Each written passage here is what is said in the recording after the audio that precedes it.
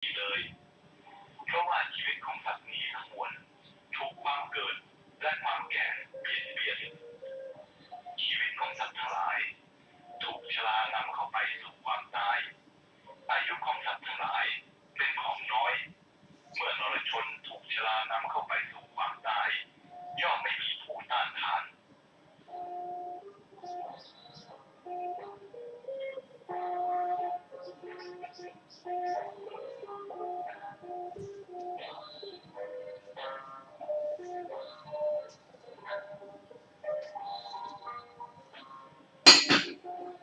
ชีวิตของสัตว์ทั้งหลายในโลกนี้ไม่มีเครื่องหมายใครๆรู้ไม่ได้ทั้งลำบากทั้งน้อยและประกอบด้วยทุกข์สัตว์ทั้งหลายผู้เกิดแล้วยังไม่ตายด้วยความพยายามอันใดความพยายามอันนั้นไม่มีเลยแม้อยู่ได้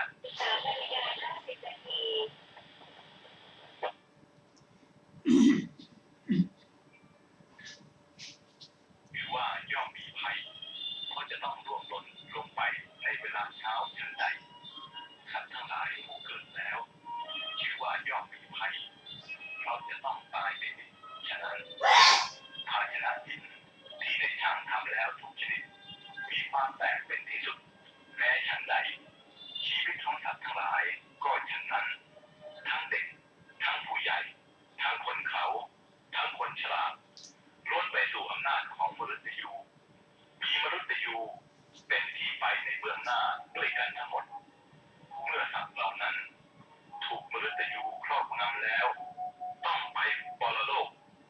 บิดาจะป้องกันบุตรไว้ก็ไม่ได้หรือพวกญาติจะป้องกันพวกญาติไว้ก็ไม่ได้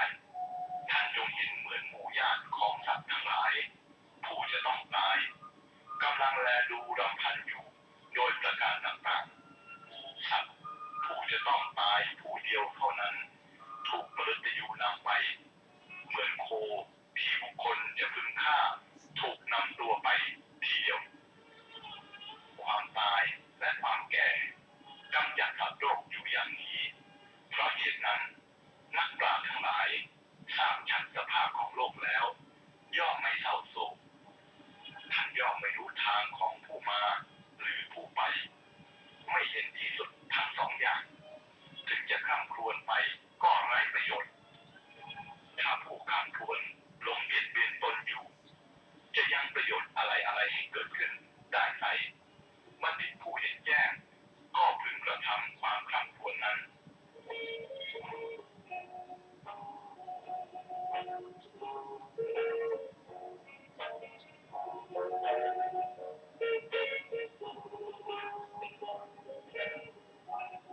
บุคคลจะถึงความสงบใจได้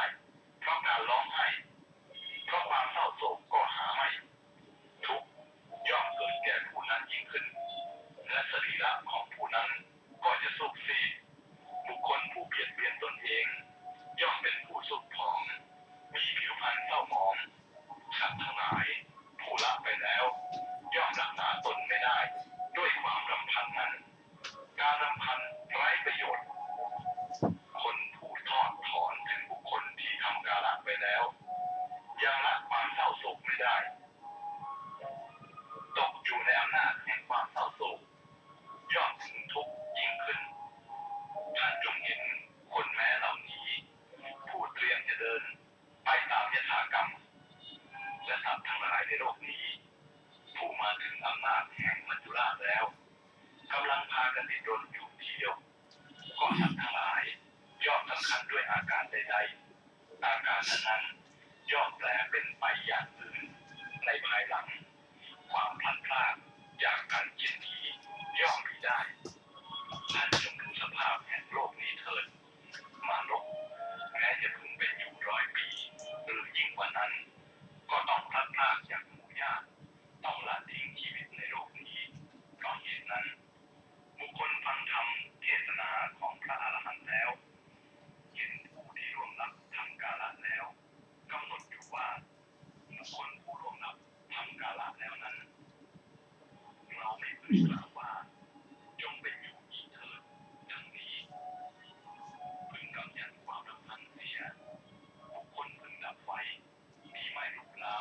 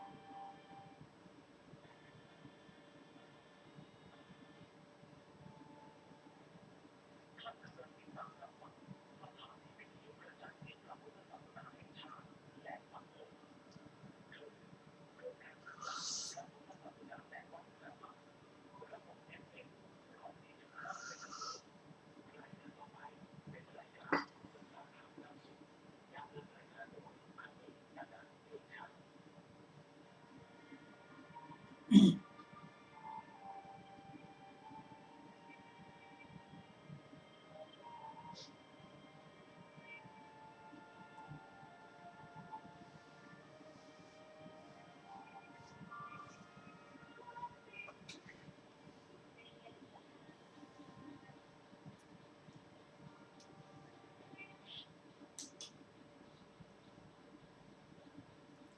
อบน้อมแด่พระผู้มีพระภาคเจ้าพระองค์นั้น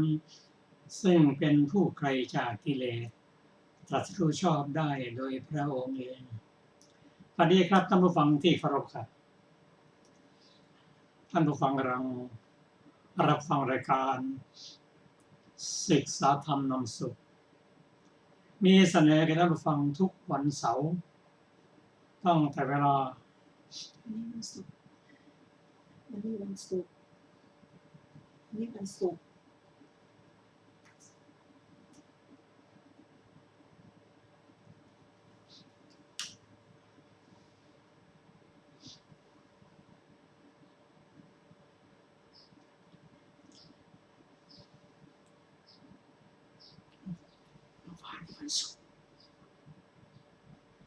วันศุกร์ครับเนี่ยกราบขออภัยครับท่านผู้ฟังรับฟังรายการศึกษาธรรมนำสุขมีเสนอแก่ท่านผู้ฟังทุกวันศุกร์ตั้งแต่เวลา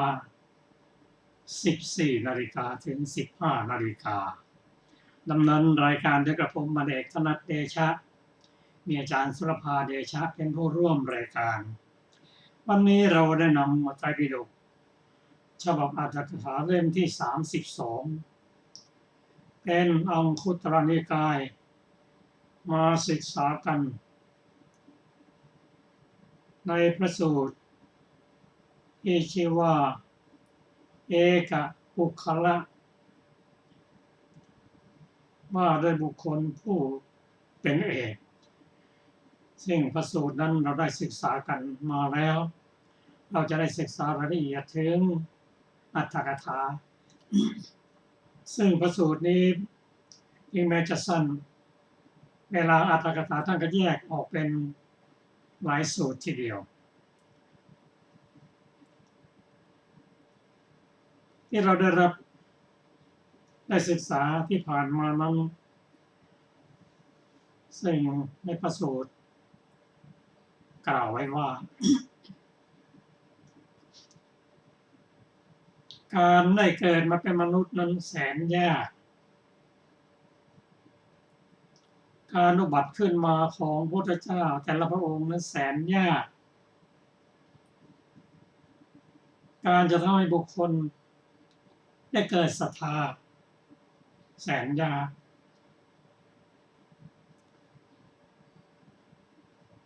การที่จะได้บุคคลผู้มีศรัทธาออกบวชแสนยากเพราะการอุบัติของพระผู้เป็นเจ้านั้นพระองค์บัติขึ้นมาเพื่อประโยชน์เพื่อกูลเพื่อความสุขแก่ชนเป็นอันมากอุบัติขึ้นมาเพื่ออนุเคราะห์โลกเพื่ออัตถะเพื่อประโยชน์เพื่อกูลเพื่อความสุขของเทวดาและมนุษย์ทั้งหลายบุคคลผู้เป็นเอกเป็นไฉนก็ได้แก่พระพุทธเจ้าของเราหรือพระพุทธเจ้าทุกพระองค์นั่นแหละซึ่งพระองค์ตรัสว่าดูกรรมชนทั้งหลายบุคคลโลกนี้เมื่อเกิดขึ้นในโลกบุคคลเอกผู้นี้เมื่อเกิดขึ้นมาในโลกย่อมเกิดขึ้นเพื่อประโยชน์เกื้อกูลเพื่อความสุขแก่ชนเป็นอันมากเพื่ออนุเคราะห์ชาวโลกเพื่ออัตถะเพื่อประโยชน์เกื้อกูลเพื่อความสุขแก่เทวดาและมนุษย์ทั้งหลายนี่คือเอกบุรุษ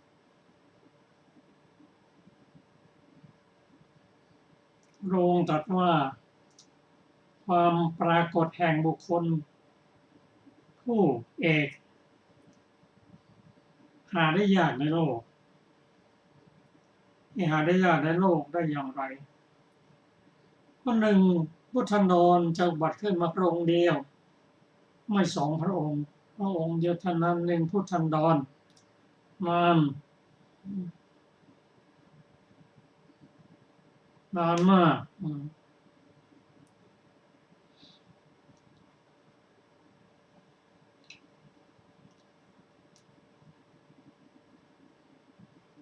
นี่การปรากฏแห่ง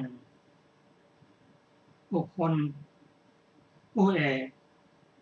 ที่พระพุทธเจ้านั้นนาน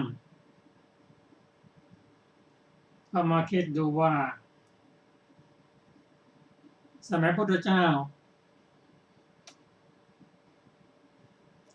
ทรงพระนามว่าวิปัสสีพระชนมายุ 80,000 ปี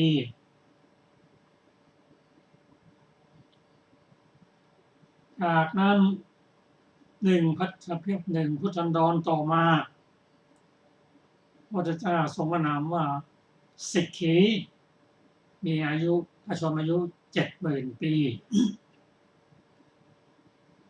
ต่อมาหนึ่งพุทธันดรพระพุทธเจ้าทรงพระนามว่าเวสสภูมีพระชนมายุ 60,000 ปีก็จะมาถึงพระตกัปของพระองค์พุทธเจ้านั้นต่อไปหนึ่งพุทธันดรพระพุทธเจ้าทรงพระนามว่ากัปปุสันทะพระชนมายุ 40,000 ปีอีกหนึ่งพุทธันดรพระเจ้าบัตรขึ้นว่าโกนาคมัณณะมีพระชนมายุ 30,000 ปีต่อมาหนึ่งถึงพุทธยนต์พระเจ้าทรงนามว่ากัสสปะมีพระชนมายุ 20,000 ปีก็จะมาถึงพระพุทธเจ้าของเรานะอีกหนึ่งพุทธันดร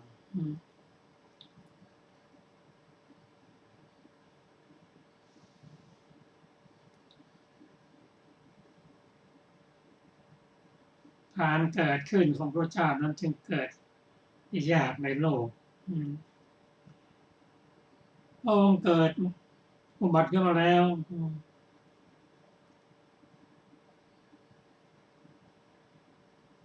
เป็นผู้ที่เกิดมาเพื่อประโยชน์สุขแก่มหาชนเป็นอันมากเพื่อคูณต่อมนุษย์เทวดาบุคคลผู้เอกนี้เมื่ออุบัติขึ้นมาแล้วเป็นอัจฉริยะมนุษย์คือมนุษย์ด้วยกันบุคคลผู้เอกก็คือพระพุทธเจ้าของเรานั่นแหละบุคคลผู้นี้แหละเมื่อเกิดขึ้นในโลกเป็นอัจฉริยะบุคคล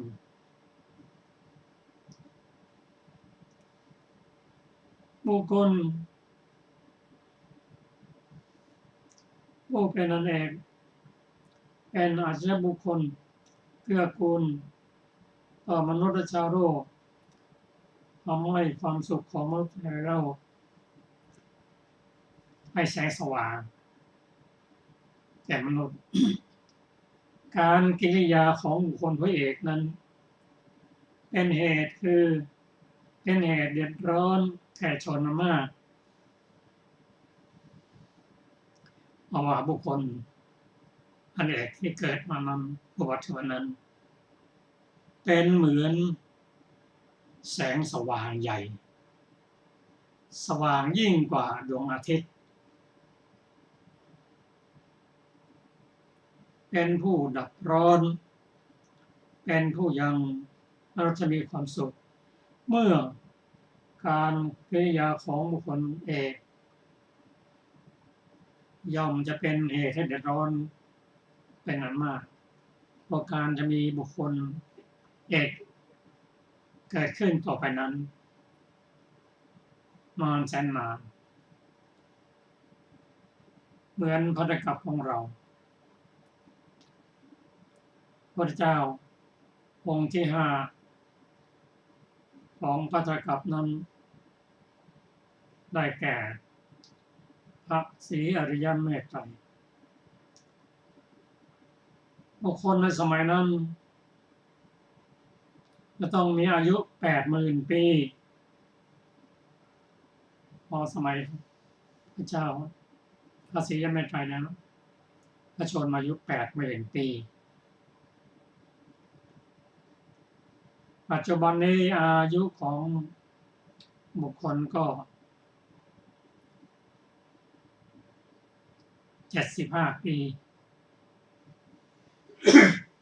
โดยประมาณร่วมมาแล้ว2,600 ปี อายุของคนเราก็ลดลงไปเหลือ75-74 ปีแล้วก็ลดลงไปเรื่อยๆ100 ปีก็ลดลงไป100 ปีก็ลดลงปีจนถึงอายุ10 ปีก็จะเริ่มขึ้นมาเป็น11 ปี12 ปีเป็น100 ปีเป็น1,000 ปี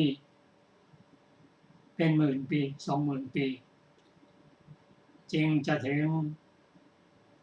พระพุทธเจ้าทรงนามว่าศรีอริยเมตไตรนานแสนนานอย่างนี้เพราะฉะนั้นการกิริยาของบุคคลผู้เอกนั้นจึงเป็นเหตุให้บุคคลเดือดร้อน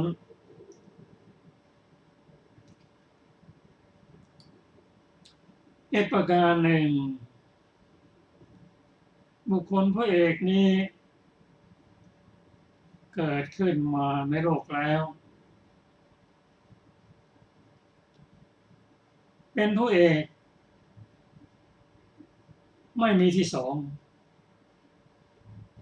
เป็นหนึ่งตลอดเพราะอะไรเพราะไม่มีใครเช่นกับพระองค์ไม่มีใครเปรียบไม่มีใครเทียบเสมอไม่มีส่วนเปรียบเทียบไม่มีบุคคลเปรียบไม่มีใครเสมอด้วยพระพุทธเจ้าพระองค์เป็นผู้เลิศกว่า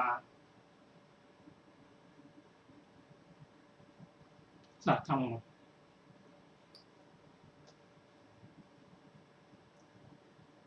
บุคคลผู้เอกก็คือพระตถาคตอรหันตสัมมาสัมพุทธเจ้าก็บุคคลเอกนี่แหละเมื่อเกิดขึ้นในโลกย่อมเกิดขึ้นเป็นผู้ไม่เป็นที่สองใครไม่มีใครเช่นเดียวกับพระองค์ไม่มีใครเปรียบเทียบไม่มีใครเปรียบไม่มีส่วนเปรียบไม่มีบุคคลเปรียบไม่มีใครเสมอเหมือนพระพุทธเจ้าพระเจ้าจึงเลิศกว่าสัตว์สองเท้าทั้งหลายก็ในโลกนี้ทั้ง31 ภูมิไม่มีภูมิไหนที่จะเสมอเหมือนพระพุทธเจ้าจะเป็นมนุษยภูมิเทวภูมิรูปภูมิอรูปภูมิพระองค์ทรงเลิศกว่าทุกภูมิความปรากฏแห่งบุคคลพระเอกนี้เป็นความปรากฏแห่งจักษุใหญ่สามารถที่จะมองเห็นในทุกสิ่งทุกอย่างเป็นแสงสว่างใหญ่แห่งโอกาสใหญ่แห่งอนุตตริย6 เป็นการกระทำให้แจ้งซึ่งปฏิสัมภิทาสี่เป็นการแทงตลอดธาตุเป็นอันมากเป็นการแทงตลอดธาตุต่างๆเป็นอันมากกระทำให้แจ้งซึ่งผลคือวิชาและวิมุตติเป็นการกระทำให้แจ้งซึ่งโสดาปัตติผลสกทาคามิผลอนาคามิผลอรหัตผลบุคคลผู้เอกเป็นไฉนคือพระตถาคตอรหันตสัมมาสัมพุทธเจ้าดูกันภิกษุทั้งหลายความปรากฏขึ้นแห่งบุคคลผู้เอกนี้เป็นความปรากฏแห่งจักษุใหญ่แสงสว่างใหญ่แห่งโอกาสใหญ่แห่งอนุตตริยหก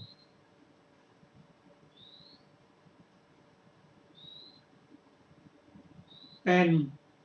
การทำให้แจ้งซึ่งปฏิสัมภิทาสี่มันประกอบด้วยอัฏฐปฏิสัมภิทา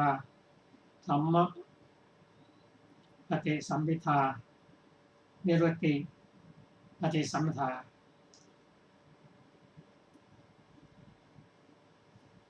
และปัญญาแสดงออกเรียกว่าปฏิสัมภิทาเรียกว่าปฏิภาณปฏิสัมภิทาแสดงออกอย่างรวดเร็วต้องการเมื่อใดก็แสดงออกเมื่อนั้นแสดงออกผู้ว่าถ้าเห็นผลแล้วย่อมเห็นเหตุและตรัสด้วยหลักวิชาถูกต้องตามภาษาและปฏิภาณเรียกว่าปฏิสัมภิทาสี่แทงตลอดธาตุเป็นอันมากซึ่งเราได้รับฟังที่พระองค์ทรงแสดงพระองค์ทรงแสดงธาตุต่างๆซึ่งเราไม่เคยรู้มาก่อนอันนี้คือธาตุดินธาตุน้ำธาตุลมธาตุไฟธาตุดินธาตุน้ำธาตุลมธาตุไฟและธาตุอื่นๆเป็นอันมากทั้งส่วนประกอบของจิตนั่นคือเจตสิกรู้ทั้งลักษณะรู้ทั้ง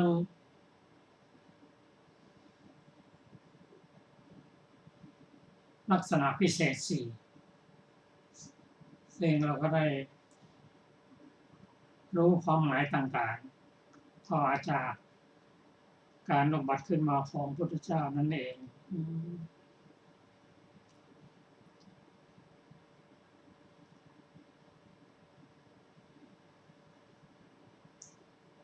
ดูกันไม่สุดท้าย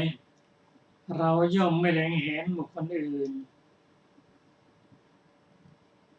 แม้แต่คนเดียวที่ยังธรรมจักรอันยอดเยี่ยมอันตถาคตให้เป็นไปแล้วเรา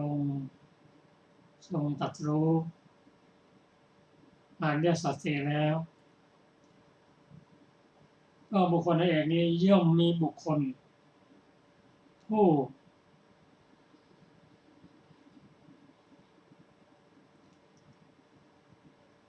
ช่วยเหลือธรรมจักรเคลื่อนธรรมจักรให้เป็นไปซึ่งพระองค์ได้ตรัสถึงท่าน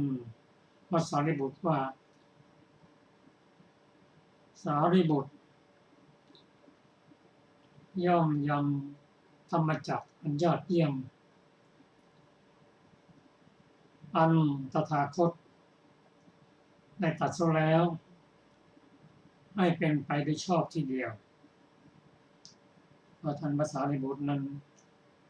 พระองค์ตรัสว่าเป็นผู้ที่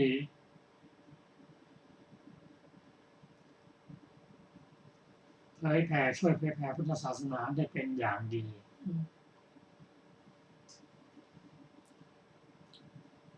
ซึ่งรายละเอียดนี้ท่านจะได้รับฟังจากอรรถกถาซึ่งบางส่วนท่านได้ฟังมาแล้วเช่นลักษณะของเรียกว่าลักษณะที่จัตุกะของเจตสิกเองพงแสดงต่อจากนี้ท่านก็แสดงเพิ่มเติมก็ขอเชิญอาจารย์สุรภาค่ะสวัสดีค่ะท่านผู้ฟังที่เคารพทุกท่านพระศาสดาทรงทราบว่าพระเถระลำบากใจจึงทรงดำริว่าพระสารีบุตรลำบากใจจำเราจักแสดงแนวทางแก่เธอจึงตรัสว่าเธอจงรอก่อนสารีบุตรแล้วตรัสบอกว่าปัญหานั้นเป็นวิสัยของพระพุทธเจ้าด้วยพระดำรัสว่าปัญหานี้ไม่ใช่วิสัยของเธอเป็นวิสัยของพระสัพพัญญูพุทธเจ้าผู้มียศแล้วตรัสว่าสารีบุตรเธอจงเห็นพูดกายนี้พระเถระรู้ว่าพระผู้มีพระภาคเจ้าตรัสบอกการกำหนดกายอันประกอบด้วยมหาภูตรูปสี่แล้วทูลว่าข้าแต่พระผู้มีพระภาคเจ้าข้าพระองค์รู้แล้วข้าแต่พระสุคตเจ้าข้าพระองค์รู้แล้วเกิดการสนทนากันขึ้นในที่นี้ดังนี้ว่าท่านผู้เจริญชื่อว่าพระสารีบุตรมีปัญญามากหนอตอบปัญหาที่คนทั้งปวงไม่รู้และตั้งอยู่ในนัยยะที่พระพุทธเจ้าประทานแล้วตอบปัญหาในพุทธวิสัยได้ดังนั้นปัญญานุภาพของพระเถระจึงขจรไปท่วมฐานะทั้งปวงเท่าที่กิตติศัพท์ของพระพุทธเจ้าขจรไปพระเถระได้ตำแหน่งเอตทัคคะเพราะมีปัญญามากโดยอัตถุปปติเหตุเกิดเรื่องด้วยประการชนิดก่อนได้ตำแหน่งเอตทัคคะโดยการมาก่อนอย่างไรโดยนัยยะแห่งอัตถุปตินี้ นี่แหละพระศาสดาตรัสว่าพระสารีบุตรเป็นผู้มีปัญญาแต่ในปัจจุบันนี้เท่านั้นหาไม่ได้ในอดีตการแม้เธอบวชเป็นฤาษี500 ชาติก็ได้เป็นผู้มีปัญญามากเหมือนกันสาวกรูปใดละกามที่น่ารื่นรมใจแล้วบวชถึง500 ชาติท่านทั้งหลายจงไหว้สาวกรูปนั้นผู้ปราศจากราคะผู้มีอินทรีย์ตั้งมั่นดีแล้วผู้ดับสนิทแล้วคือสารีบุตรท่านเพิ่มพูนการบวชอย่างนี้สมัยหนึ่งบังเกิดในตระกูลพราหมณ์ณกรุงพาราณสีเรียนไตรเพศไม่เห็นสาระในไตรเพศนั้นจึงเกิดความคิดขึ้นว่าควรที่เราจะบวชแสวงหาโมฆะธรรมสักอย่างหนึ่งสมัยนั้นแม้พระโพธิสัตว์ก็บังเกิดในตระกูลอุทิจักพราหมณ์ผู้มหาศาลเจริญวัยแล้วเรียนศิลปะเห็นโทษในการทั้งหลายและอานิสงส์ในเนกขัมมะละการครองเรือนเข้าป่าหิมพานต์กระทำบริกรรมกสิณทำอภิญญา5และสมาบัติ8ให้บังเกิดมีผลมากรากไม้ในป่าเป็นอาหารใกล้หิมวันประเทศแม้มานพนั้นก็บวชแล้วในสำนักของพระโพธิสัตว์นั้นนั่นแลท่านมีบริวารมากมีฤาษีประมาณ500เป็นบริวารลำดับนั้นหัวหน้าอันเตวาสิกของท่านได้พาบริษัทส่วนหนึ่งไปยังถิ่นมนุษย์เพื่อเสพรสเค็มและรสเปรี้ยวสมัยนั้นพระโพธิสัตว์ได้ทำกาละหรือตายณหิมวันตะประเทศนั้นนั่นเองในเวลาจะทำกาละอันเตวาสิกทั้งหลายประชุมกันถามว่าคุณวิเศษอะไรที่ท่านบรรลุมีอยู่หรือพระโพธิสัตว์ตอบว่าอะไรไม่มีเป็นผู้ไม่เสื่อมฌานบังเกิดในพรหมโลกชั้นอาภัสระ ท่านได้อากินจัญญายตนะสมาบัติก็จริงแต่ถึงอย่างนั้นธรรมดาว่าพระโพธิสัตว์ทั้งหลายไม่ปฏิสนธิในอรูปาวจรภูมิเพราะเหตุไรเพราะเป็นฐานะอันไม่ควรดังนั้นท่านจึงแม้ได้อรูปสมาบัติก็บังเกิดในรูปาวจรภูมิฝ่ายอันเตวาสิกของท่านไม่กระทำสักการะและสัมมานะอะไรด้วยคิดว่าอาจารย์กล่าวว่าอะไรไม่มีการกระทำกาลกิริยาของท่านเป็นโมฆะเปล่าคุณลำดับนั้นหัวหน้าอันเตวาสิกรูปนั้นเมื่อล่วงพรรษาแล้วจึงกลับมาแล้วถามว่าอาจารย์ไปไหนอันเตวาสิกทั้งหลายตอบว่าทำกาละเสียแล้วท่านถามว่าพวกท่านถามถึงคุณที่อาจารย์ได้บ้างหรืออันเตวาสิกตอบว่าขอรับพวกกระผมถามแล้วหัวหน้าอันเตวาสิกถามว่าท่านพูดว่ากระไรพวกอันเตวาสิกตอบว่าอาจารย์กล่าวว่าอะไรไม่มีแม้พวกกระผมก็คิดว่าชื่อว่าคุณที่อาจารย์ได้แล้วย่อมไม่มีจึงไม่กระทำสักการะและสัมมานะแก่ท่านหัวหน้าอันเตวาสิกกล่าวว่าพวกท่านไม่รู้ความของภาสิทธิ์ท่านอาจารย์ได้อากินจัญญายตนะสมาบัติอันเตวาสิกเหล่านั้นก็ไม่เชื่อคำของหัวหน้าอันเตวาสิก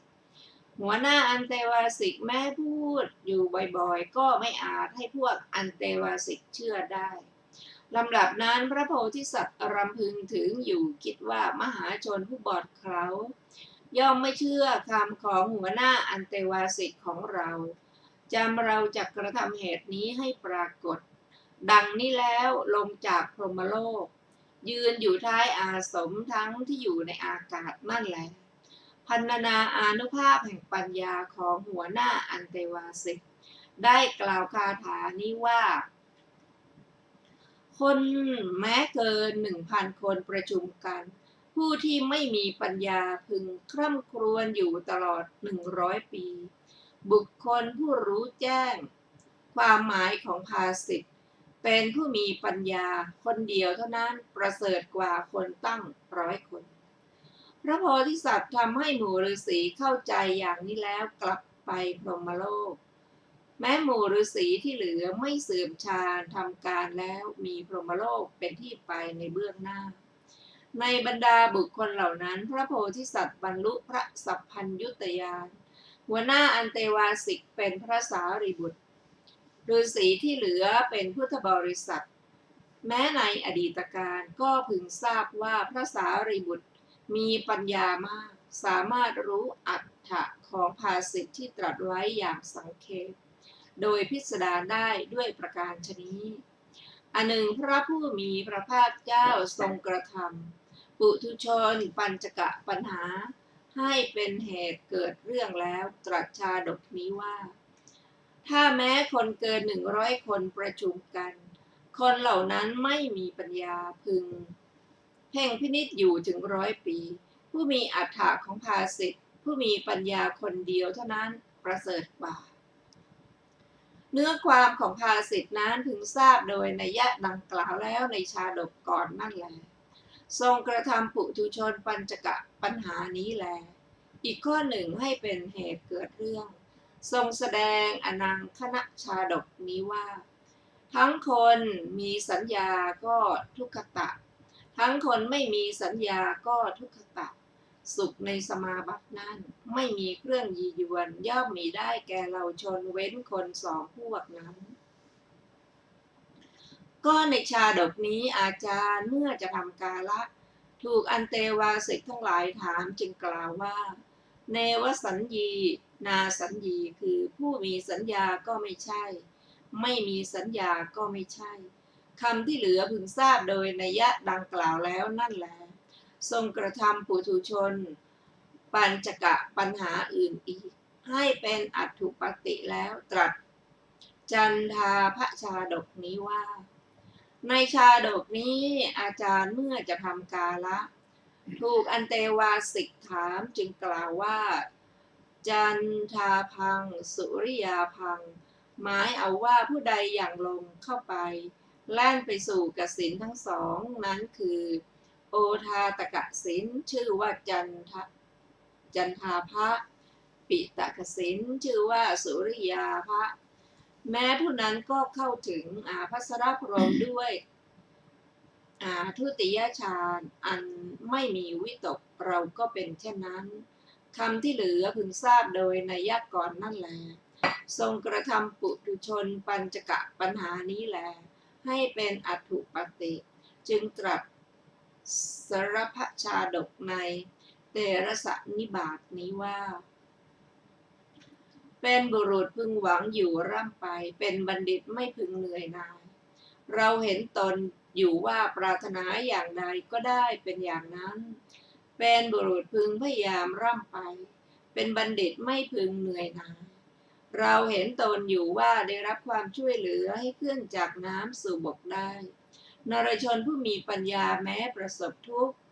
ก็ไม่ควรตัดความหวังอันจะมาสู่ความสุขด้วยว่าผัสสะทั้งที่ไม่เกื้อกูลและเกื้อกูลมีมาก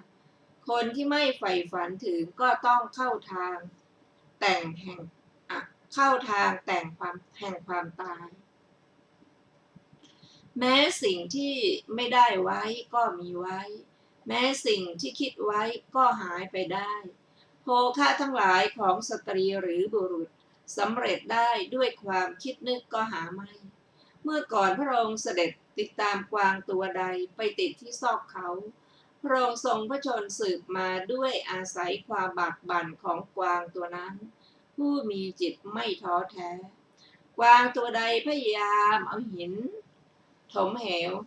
ช่วยพระองค์ขึ้นจากเหวลึกที่ขึ้นได้ยากปลดเปลื้องพระองค์ผู้เข้าถึงทุกข์ออกจากปากมฤตยูพระองค์กำลังตรัสถึงกวางตัวนั้นผู้มีจิตไม่ท้อแท้ดูก่อนพราหมณ์คราวนั้นท่านอยู่ในที่นั้นด้วยหรือว่าใครบอกเรื่องนี้แก่ท่านเป็นผู้เปิดเผยข้อที่เคลือบคลุมเห็นเรื่องทั้งหมดละสิเนาะความรู้ของท่านแก่กล้าหรือหนอข้าแต่พระธีรราชผู้เป็นจอมชนคราวนั้นข้าพระองค์หาได้อยู่ที่นั้นไม่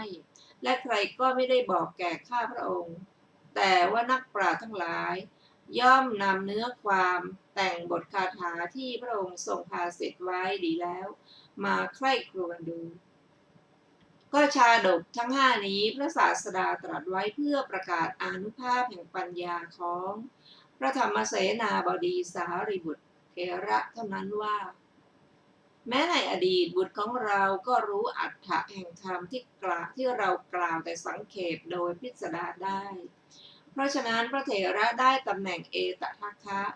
เพราะความที่ตนมีปัญญามากแม้โดยการมาก่อนด้วยประการอย่างนี้โดยเป็นผู้ช่ำชองชำนาญอย่างไรได้ยินว่าข้อนั้นเป็นความช่ำชองของพระเถระเมื่อแสดงธรรมท่ามกลางบริษัทสี่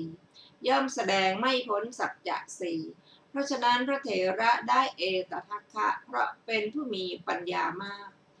แม้โดยเป็นผู้ช่ำชองชำนาญด้วยประการชนี้โดยยิ่งโดยคุณอย่างไรจริงอยู่เว้นพระทศพลเสียคนอื่นใครเล่าแม้เป็นสาวกเองที่จะเสมอเหมือนพระธรรมเสนาบดีสารีบุตรย่อมไม่มีเพราะท่านเป็นผู้มีปัญญามากเพราะฉะนั้นพระเถระได้ตำแหน่งเอตทัคคะเพราะมีปัญญามากแม้โดยยิ่งด้วยคุณด้วยประการชนี้ก็แม้พระโมคคัลลานะก็เหมือนพระสารีบุตรเถระได้ตำแหน่งเอตทัคคะด้วยเหตุแม้สี่ประการนี้ทั้งหมดได้อย่างไรก็พระเถระมีฤทธิ์มากมีอานุภาพมากทรมานนาคราชเช่นนันโทปนันทนาคราชเพราะฉะนั้นพระเถระย่อมได้อัตถุปฏิเหตุเกิดเรื่องอย่างนี้เป็นอันดับแรกก็พระเถระนี้ไม่ใช่เป็นผู้มีฤทธิ์มากแต่ในปัจจุบันเท่านั้นถึงในอดีตแม้ท่านบวชเป็นฤาษีก็เป็นผู้มีฤทธิ์มากมีอานุภาพมากถึง500 ชาติแล้ว สาวกใดละกามทั้งหลายอันเป็นที่รื่นรมใจบวช500 ชาติ ท่านทั้งหลายจงไหว้พระสาวกนั้นผู้ปราศจากราคะผู้มีอินทรีย์ตั้งมั่นแล้วดับสนิทแล้วคือโมคคัลลานะแล้วก็ท่านได้แม้โดยการมาก่อนอย่างนี้ ก็ข้อนี้เป็นความช่ำชองของพระเถระ พระเถระไปนรกอธิษฐานความเย็นเพื่อให้เกิดความเบาใจ แก่สัตว์ทั้งหลายในนรกด้วยกำลังฤทธิ์ของตนแล้วเนรมิตดอกปทุมขนาดเท่าล้อนั่งณกลีบปทุมแสดงธรรมกถาท่านไปเทวโลกทำช่วยเทพให้รู้คติแห่งกรรมแล้วแสดงสัจจกถาเพราะฉะนั้นท่านจึงได้โดยเป็นผู้ช่ำชองชำนาญอย่างนี้ได้โดยยิ่งด้วยคุณอย่างไรเว้นพระสัมมาสัมพุทธเจ้าแล้วภาษาวกอื่นใครเล่าย่อมไม่มีเพราะฉะนั้นพระเถระได้ตำแหน่งเอตทัคคะโดยยิ่งด้วยคุณอย่างนี้แม้พระมหากัสสปะเถระก็ได้ตำแหน่งเอตทัคคะโดยเหตุทั้งหมดนี้เหมือนพระมหาโมคคัลลานะนี้ได้อย่างไรความจริงพระสัมมาสัมพุทธเจ้าทรงการทำการต้อนรับพระเถระสิ้นระยะทางประมาณ3 ขาวุธทรงให้อุปสมบทด้วยโอวาท3ทรงเปลี่ยนจีวรประทานให้ในสมัยนั้นมหาปัตตภีไหวถึงน้ำรองแผ่นดินเกียรติคุณของพระเถระก็ขจรท่วมไประหว่างมหาชนท่านได้โดยอัตถุปปฏิสาวกใดละกามทั้งหลายอันน่ารื่นรมใจบวช500 ชาติของท่านทั้งหลายจงไหว้สาวกนั้นผู้ปราศจากราคะผู้มีอินทรีย์ตั้งมั่นดีแล้วผู้ดับสนิทคือกัสสปะแลท่านได้โดยการมาอย่างนี้ความจริงข้อนั้นเป็นความช่ำชองของพระเถระท่านอยู่ท่ามกลางบริษัท4เมื่อแสดงธรรมย่อมแสดงไม่ละเว้นกถาวัตถุ10เลยเพราะฉะนั้นพระเถระได้โดยเป็นผู้ช่ำชองอย่างนี้เว้นพระสัมมาสัมพุทธเจ้าเสียสาวกอื่นใครเล่าผู้เสมอเหมือนพระมหากัสสปะด้วยธุดงคคุณ13ไม่มีเพราะฉะนั้นพระเถระได้โดยยิ่งด้วยคุณอย่างนี้ควรประกาศคุณของพระเถระทั้งหลายนั้นๆตามที่ได้โดยทำนองนี้จริงอยู่เมื่อว่าโดยอำนาจคุณนั่นแหละพระเจ้าจักรพรรดิทรงเสวยสิริราชสมบัติในห้องจักรวาลด้วยอานุภาพแห่งจักรรัตนะ หาได้ทรงขวนขวายน้อยกว่าสิ่งที่ควรบรรลุเราก็บรรลุแล้วบัดนี้จะต้องการอะไรด้วยมหาชนที่เราแลอยู่แล้วจึงเสวยแต่เฉพาะสิริราชสมบัติเท่านั้นไม่แต่ทรงประทับนั่งในโรงศาลาตามการอันสมควรทรงข่มบุคคลที่ควรข่มทรงยกย่องบุคคลที่ควรยกย่องทรงตั้งไว้ในฐานันดรทั้งหลายเฉพาะฐานันดรที่ควรแต่งตั้งเท่านั้นฉันใดพระสัมมาสัมพุทธเจ้าก็ฉะนั้นเหมือนกันแม้เป็นพระธรรมราชาผู้บรรลุความเป็นพระราชาเพราะธรรมโดยลำดับด้วยอานุภาพแห่งพระสัพพัญญุตญาณที่พระองค์ทรงบรรลุณมหาโพธิมันทสถานไม่ทรงขวนขวายน้อยว่าบัดนี้จะต้องการอะไรด้วยชาวโลกที่เราจะต้องตรวจดูเราจักเสวยสุขในพระราชสมาบัติอันยอดเยี่ยมยังประทับนั่งบนบวรพุทธาที่เขาบรรจงจัดไว้ท่ามกลางบริษัท4ทรงเปล่งพระสุรเสียงดังเสียงพรหมอันประกอบด้วยองค์8แล้วทรงแสดงธรรมทรงข่มบุคคลผู้มีธรรมฝ่ายดำผู้ควรข่มด้วยการขู่ด้วยภัยในอบายเหมือนทรงโยนไปในเหวแห่งขุนเขาสิเนรุทรงยกย่องบุคคลผู้มีธรรมอันดีผู้ควรยกย่องเหมือนยกขึ้นให้นั่งในพระวัคคพรหมทรงตั้งพระสาวกมีพระอัญญาโกณฑัญญเถระเป็นต้นผู้ควรตั้งไว้ในฐานันดรทั้งหลายให้ดำรงในฐานันดรทั้งหลายด้วยอำนาจคุณ พร้อมด้วยกิจคือหน้าที่ตามความเป็นจริงนั่นแหละจึงตรัสมีคำอาทิว่าภิกษุทั้งหลายบรรดาภิกษุสาวกของเราผู้รักตัญญูรู้ราตรีนามอัญญาโกณทัญญะเป็นเลิศดังนี้ เรื่องพระอัญญาโกณทัญญาเถระบทว่าเอตทัคคังในบาลีนั้นมีอรรถะได้กล่าวไว้แล้วทั้งนั้นบทว่ารัตตัญญูนังแปลว่าผู้รู้ราตรีจริงอยู่เว้นพระสัมมาสัมพุทธเจ้าเสียสาวกอื่นชื่อว่าผู้บวชก่อนท่านพระอัญญาโกณทัญญาเถระไม่มีเพราะเหตุนั้นพระเถระย่อมรู้ราตรีตลอดกาลนานจำเดิมตั้งแต่บวชเหตุนั้นจึงชื่อว่าเป็นรัตตัญญูเพราะท่านแทงตลอดธรรมก่อนใครทั้งหมดท่านรู้ราตรีที่แจ้งธรรมนั้นมานานแม้เพราะเหตุนั้นท่านจึงชื่อว่ารัตตัญญูอีกอย่างหนึ่งการกำหนดคืนและวันของท่านผู้สิ้นอาสวะทั้งหลายเป็นของปรากฏชัดและพระอัญญาโกณทัญญาเถระนี้เป็นผู้สิ้นอาสวะก่อนเพราะเหตุนั้นพระอัญญาโกณทัญญานี้แลเป็นผู้เลิศเป็นยอดคนแรกเป็นผู้ประเสริฐสุดแห่งเหล่าสาวกผู้รักตัญญูแม้ด้วยประการอย่างนี้เพราะเหตุนั้นจึงตรัสว่ารัตตัญญูนางยะทิทางอัญญาโกณทัญโยดังนี้ก็ศัพท์ยะทิทางในบาลีนี้เป็นนิบาตถ้าเพ่งเอาพระเถระนั้นมีอัตถะว่าโยเอโสเพ่งอัคคศัพท์มีอัตถะว่ายางเอตังบทว่าอัญญาโกณทัญโยแปลว่าโกณทัญญะรู้ทั่วแล้วโกณทัญญะแทงตลอดแล้วด้วยเหตุนั้นนั่นแลพระผู้มีพระภาคเจ้าจึงตรัสว่าอัญเยสิวตะโหกันทัญโยโกณทัญโยอัญญาสิวตะโหโกณทัญโยอิติหิทางอายัสสมัตโตโกณทัญญสะอัญญาโกณทัญโยตเววะนามังอโสสิโกณทัญญารู้ทั่วแล้วเนาะโกณทัญญารู้ทั่วแล้วเนาะเพราะเหตุนั่นแหละท่านพระโกณทัญญาจึงได้ชื่อว่าอัญญาโกณทัญญาดังนี้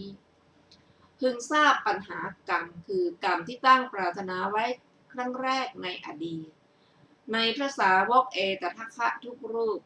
โดยนัยยะนี้ก็พระเถระนี้ได้ทำความปรารถนาครั้งก่อนให้เป็นความปรารถนาอันยิ่งใหญ่ในครั้งพระพุทธเจ้าพระองค์ไหนท่านบวชเมื่อไรท่านบรรลุธรรมครั้งแรกเมื่อไรได้รับสถาปนาในตำแหน่งเมื่อไรบรรดาพระเถระเอตทัคคะเหล่านั้นก่อนอื่นในปัญหากรรมของพระเถระนี้มีเรื่องที่จะกล่าวตามลำดับดังต่อไปนี้พึงทราบปัญหากรรมในพระสาวกผู้เอตทัคคะทุกรูปโดยนัยยะนี้ว่าก็พระเถระนี้ได้กระทำความปรารถนาครั้งก่อน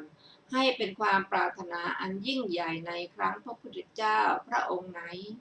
ท่านบวชเมื่อไรท่านบรรลุธรรมครั้งแรกเมื่อไรได้รับสถาปนาในตำแหน่งเมื่อไรบรรดาพระเถระเอตทัคคะเหล่านั้นก่อนอื่นในปัญหากรรมของพระเถระนี้มีเรื่องที่จะกล่าวตามลำดับดังต่อไปนี้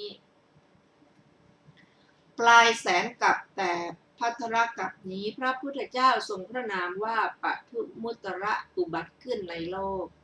เมื่อพระองค์ตรัสรู้พระสัพพัญญุตญาณเสด็จลุกจากมหาโพธิบัลลังก์พอยกพระบาทขึ้นเพื่อวางบนมหาปัตภีดอกปทุมขนาดใหญ่ผุดขึ้นรับพระบาทดอกปทุมนั้นกลีบยาว90 ศอกเกสร30 ศอกช่อ12 ศอกที่ประดิษฐานพระบาท11 ศอกก็พระสรีระของพระผู้มีพระภาคเจ้านั้นสูง59 ศอกเมื่อพระบาทขวาของพระองค์ประดิษฐานอยู่บนช่อประทุมละอองเกสรประมาณท่านานใหญ่พุ่งขึ้นโปรยรถพระสรีระแม้วางในเวลาวางพระบาทซ้ายดอกปทุมเห็นปานนั้นนั่นแลผุดขึ้นรับพระบาทละอองมีขนาดดังกล่าวแล้วนั่นแลพุ่งขึ้นจากนั้น โปรยรถพระสรีระของพระผู้มีพระภาคเจ้านั้นก็รัศมีพระสรีระของพระผู้มีพระภาคเจ้าเปล่งออกปกคลุมละอองนั้นกระทำที่ประมาณ12 โยชน์โดยรอบให้มีแสงสว่างเป็นอันเดียวเหมือนสายน้ำทองที่พุ่งออกทนานยนต์ในเวลาย่างพระบาทครั้งที่ดอกปทุมที่ผุดขึ้นก่อนก็หายไปปทุมดอกใหม่อื่นก็ผุดขึ้นรับพระบาทโดยทำนองนี้แลพระองค์ประสงค์จะเสด็จไปในที่ใดๆปทุมดอกใหญ่ก็ผุดขึ้นในที่นั้นๆทุกย่างพระบาทด้วยเหตุนั้นนั่นแหละพระองค์จึงมีพระนามว่าปทุมุตตรสัมมาสัมพุทธเจ้าพระผู้มีพระภาคเจ้านั้นทรงอุบัติขึ้นในโลกอย่างนี้มีภิกษุแสนรูปเป็นบริวารเสด็จเที่ยวภิกษาในคามนิคมและราชธานีเพื่อสงเคราะห์มหาชนเสด็จถึงกรุงหังสาวดี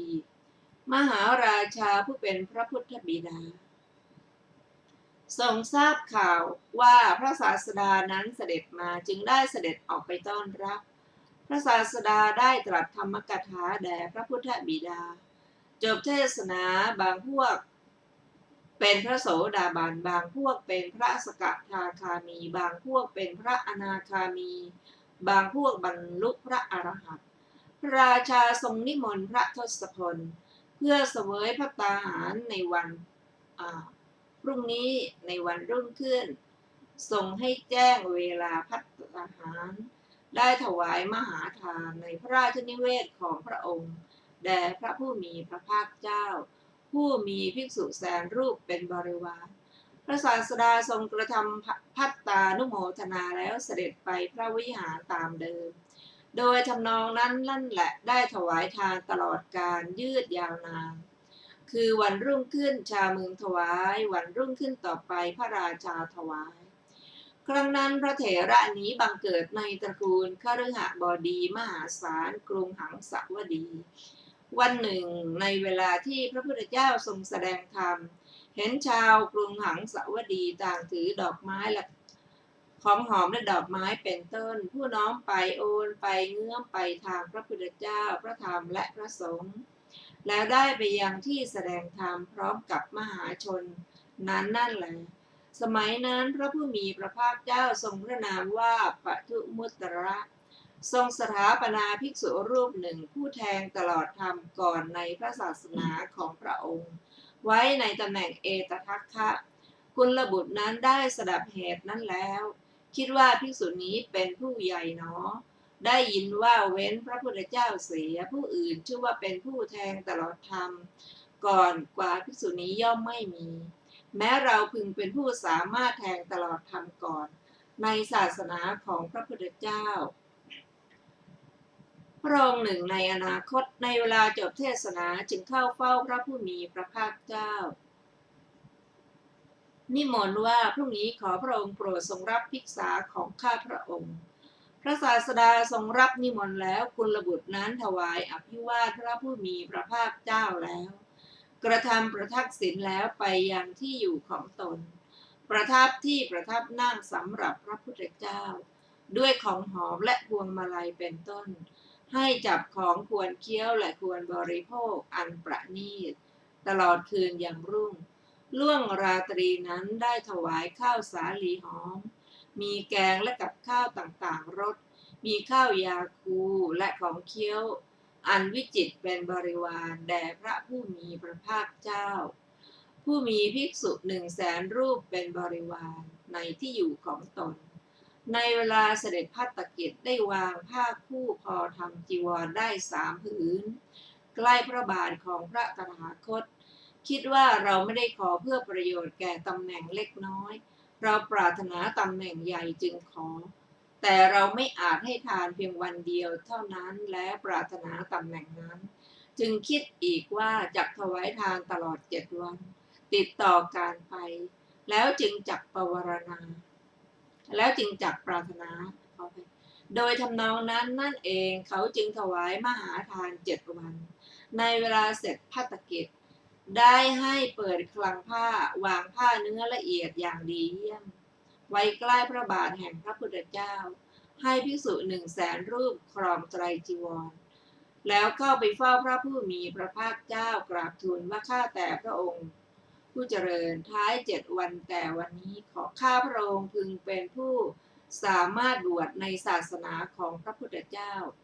ผู้จะอุบัติในอนาคตแล้วรู้แจ้งได้ก่อนเหมือนภิกษุนี้แล้วหมอบศีรษะลงใกล้พระบาทของพระศาสดาพระศาสดาทรงสดับคำนั้นแล้วทรงส่งอนาคตังสยานไปตรวจดูว่ากุลบุตรนี้ได้กระทำบุญญาธิการไว้มากความปรารถนาของเธอจักสำเร็จไหมหนอเมื่อทรงรำลึกก็ทรงเห็นความสำเร็จจริงอยู่เมื่อพระพุทธเจ้าทั้งหลายทรงรำพึงถึงอดีตอนาคตหรือปัจจุบันย่อมไม่มีอะไรขัดขวางเลยเหตุที่เป็นอดีตหรือเหตุที่เป็นอนาคตที่เป็นไปภายในระหว่างแสนโกฏกับเป็นอันมากก็ดีปัจจุบันระหว่างแสนจักรวาลก็ดีย่อมเนื่องด้วยการนึกเนื่องด้วยมนสิการทั้งนั้นพระผู้มีพระภาคเจ้านี้ได้ทรงเห็นเหตุนี้ด้วยญาณที่ไม่มีใครๆให้เป็นไปได้ว่าในอนาคตในที่สุดแสนกับพระพุทธเจ้าทรงพระนามว่าโคตมะจักอุบัติขึ้นในโลกครั้งนั้นความปรารถนาของกุลบุตรนี้จักสำเร็จลำดับนั้นพระผู้มีพระภาคเจ้าตรัสกับกุลบุตรสิ้นอย่างนี้ว่าดูก่อนกุลบุตรผู้เจริญในอนาคตในที่สุดแสนกับพระพุทธเจ้าทรงพระนามว่าโคตมะจักอุบัติขึ้นในโลกท่านจักดำรงอยู่ในโสดาปัตติผลอันถึงพร้อมด้วยนัยยะพันนัยยะพร้อมด้วยพรหม18 โกฏในเวลาจบพระธรรมจักรปวัตตนสูตรอันมีวนรอบ3ด้วยการแสดงธรรมครั้งแรกของพระโคดมพุทธเจ้าเท่านั้นพระศาสดาครั้นทรงพยากรณ์กุลบุตรนั้นดังนี้แล้วทรงแสดงธรรม 84,000 พระธรรมขันธ์แล้วปรินิพพานด้วยอนุปาทิเสสนิพพานธาตุสรีระของพระองค์ผู้ปรินิพพานแล้วได้เป็นแท่งอันเดียวกันเหมือนก้อนทองฉะนั้นก็ชนทั้งหลายได้สร้างเจดีย์บรรจุพระสรีระของพระองค์สูง7 โยชน์อิฐทั้งหลายล้วนแล้วด้วยทองคำชนทั้งหลายใช้หรดานและมโนศิลาแทนดินเหนียวใช้น้ำมันงาแทนน้ำในเวลาที่พระพุทธเจ้าทั้งหลายยังทรงพระชนอยู่รัศมีแห่งพระสรีระแผ่ไป12 โยชน์ก็เมื่อพระพุทธเจ้าทั้งหลายปรินิพพานแล้วรัศมีนั้นซ่านออกปกคลุมที่100 โยชน์โดยรอบเศรษฐีนั้นให้สร้างของควรค่าเท่ารัตนพันดวงล้อมเจดีย์บรรจุพระสรีระของพระพุทธเจ้าทั้งหลายในวันประดิษฐานพระเจดีย์ให้สร้างเรือนแก้วภายในเจดีย์เศรษฐีนั้นกระทำกัลยาณธรรมล้วนแล้วด้วยทานใหญ่โตถึง100,000 ปีเคลื่อนจากอัตภาพนั้นแล้วบังเกิดในสวรรค์เมื่อเศรษฐีนั้นท่องเที่ยวอยู่ในเทวดาและมนุษย์ทั้งหลายนั่นเองล่วงไป 99,909 กับเมื่อการล่วงไปเท่านี้ในท้ายกับที่91จากภัทรกับนี้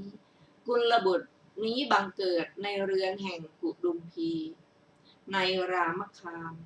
ใกล้ประตูกรุงพันธุมดีได้นามว่ามหาการส่วนน้องชายของท่านนามว่าจุลการสมัยนั้นพระโพธิสัตว์พระนามว่าวิปัสสีจุติจากดุสิตบุรีบังเกิดในพระครรภ์ของพระอัครมเหสีของพระเจ้าพันธุมะทรงกรุงพันธุมดีบรรลุพระสัพพัญญุตญาณโดยลำดับอันเท้ามหาพรหมอาราธนาเพื่อประโยชน์แก่การแสดงธรรมจึงดำริว่าเราจักแสดงธรรมแก่ใครก่อนเนาะทรงเห็นพระราชกุมารทรงพระนามว่าขันธะผู้เป็นรากานิษฐาของพระองค์และบุตรปุโรหิตชื่อติสสะว่าเป็นผู้สามารถตรัสรู้ธรรมก่อนจึงทรงดำริว่าเราจักแสดงธรรมแก่ชนทั้งสองนั้นและจักสงเคราะห์พระพุทธบิดาจึงเสด็จเหาะมาจากโพธิมันทสถาน ลงที่เขมิคทายวัน รับสั่งให้เรียกคนทั้งสองนั้นมาแล้วแสดงธรรม ในเวลาจบเทศนาชนทั้งสองดำรงอยู่ในพระอรหัตผลพร้อมสัตวโลก 84,000 คน อีกพวกหนึ่งผู้บวชตามในเวลาพระองค์เป็นพระโพธิสัตว์ฟังเรื่องนั้นแล้วก็มาเฝ้าพระศาสดาฟังธรรมเทศนาดำรงอยู่ในพระอรหัตผลณที่นั้นเองพระศาสดาทรงสถาปนาพระขันธเถระไว้ในตำแหน่งพระอักษสาวกรูปที่หนึ่งทรงสถาปนาพระติสสะเถระไว้ในตำแหน่งอักษสาวกรูปที่สองท่านผู้ฟังที่เคารพค่ะวันนี้รายการศึกษาธรรมนำสุขก็ได้หมดเวลาลงแล้วขอบพระคุณทุกท่านที่ได้ร่วมศึกษาด้วยกันเราจะมาพบกันอีกในวันพรุ่งนี้เวลา 15 นาฬิกาเป็นต้นไปขอมีความสุขความเจริญทุกท่านค่ะวันนี้สวัสดีค่ะ อันนี้